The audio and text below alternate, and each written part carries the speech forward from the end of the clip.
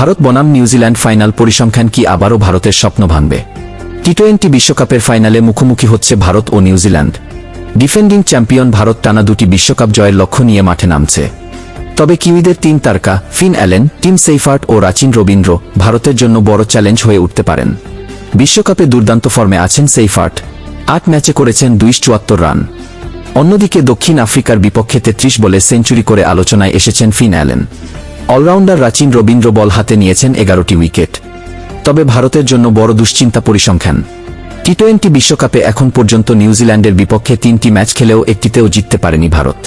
2007, 2016 ও 2021 এই 3 আসরেই হারতে হয়েছে তাদের। রোববার আহমেদাবাদের নরেন্দ্র মোদী স্টেডিয়ামে সন্ধ্যা 7:30টায় শুরু হবে বহুল প্রতীক্ষিত এই ফাইনাল।